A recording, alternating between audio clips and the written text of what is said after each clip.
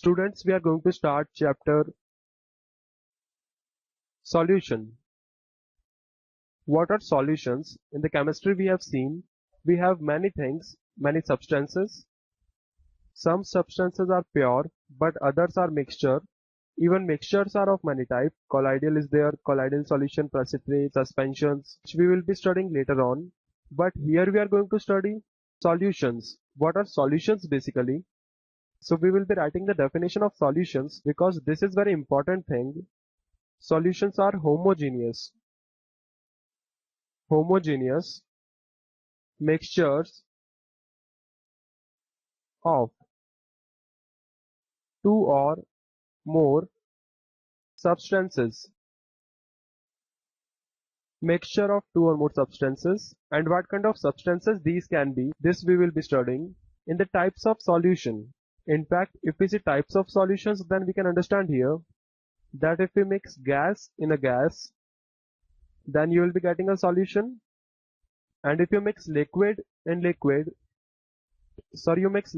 gas, then you will be getting one solution. And on mixing solid in gas, you will be getting other type of solution. The gas in the liquid, in the same way, liquid to liquid, a solution will be there. Solid to liquid, a solution will be there. Gas to solid solution we will be having. And you will be getting liquid to solid solution. And finally solid to solid solution. So now obviously we have 9 types of solution. For two or more than two substances, homogeneous mixture. What do you mean by homogeneous mixture? That is very important word, homogeneous. Let us see a simple solution here. Here I have water. I am having water here. And here with this water I have prepared a solution of sugar. Solution of sugar basically. Here I have prepared a solution of sugar. Now what do you mean by homogeneous? Homogeneous means both the substances are uniformly distributed throughout the system and their state. It is the molecular state. Homogeneous word holds a clear meaning. The state of both of them is same. Both of them are in the molecular state. It is not like that one is precipitated, or it is not like that it is in the colloidal state, about which we study later on. That means both the substances are mixed throughoutly in the same container uniformly and obviously in the same state. Now what you have here? Here you have water and sugar. The solution is made up of two things. It should have at least two components. The first component is solvent. Here the water is solvent and the sugar is solute. And this thing can be understood very easily. Solvent plus solute is giving rise to a solution. If you prepare a solution of gas to gas, then which one is the solvent and which one is the solute? That is one question which comes in our mind. The substance present in large quantity than other is the solvent. So I can write it here. Substance in larger quantity is solvent. That is simple. And the other one is solute.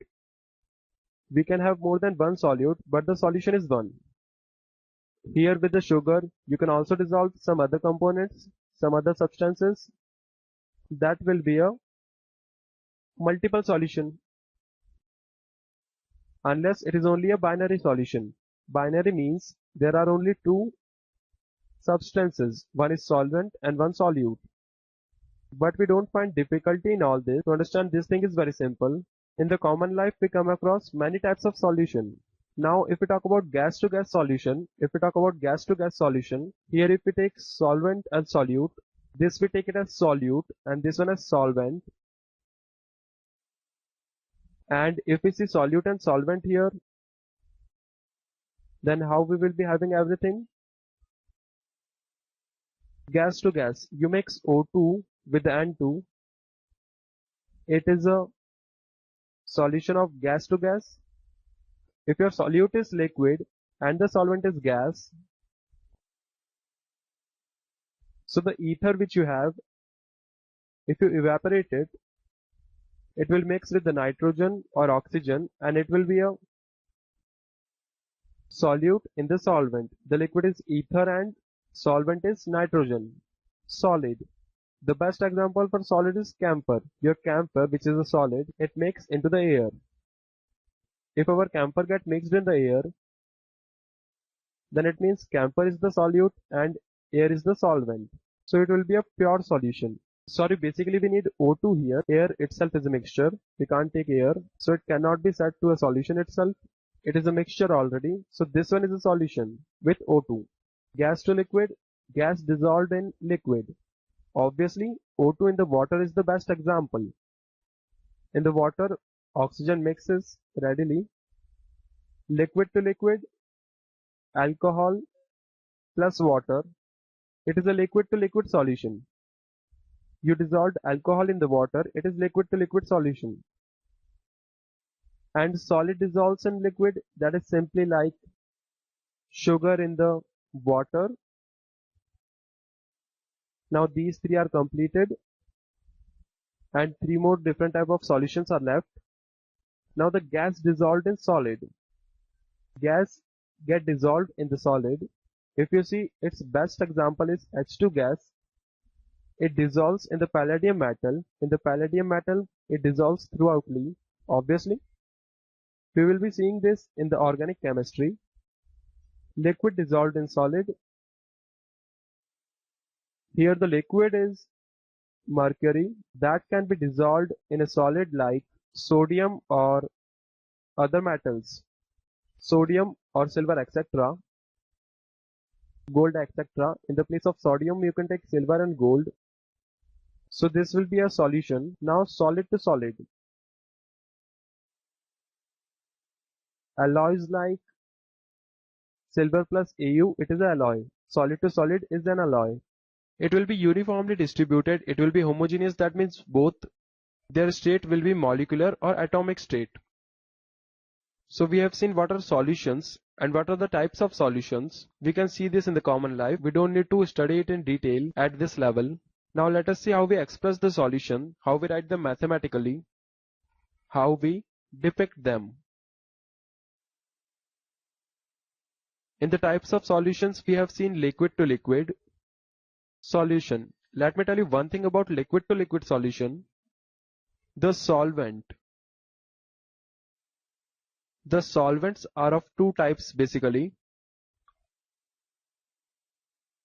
First one is polar,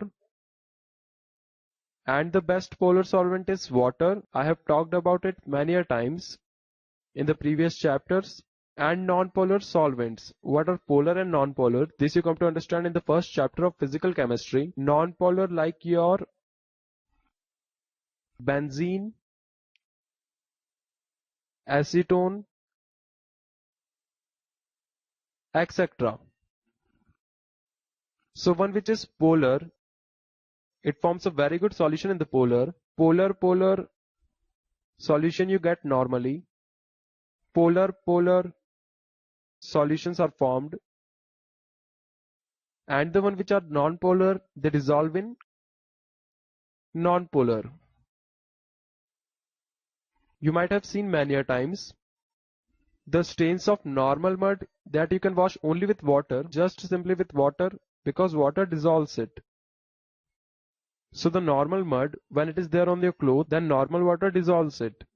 But if you talk about grease or oil that sticks to your clothes, then it is not cleaned by water very easily.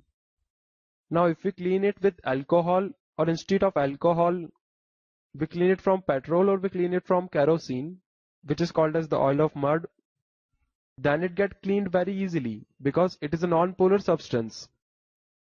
And the non-polar substances, they very easily dissolve in the non-polar solvents. Because between polar and polar attraction is there,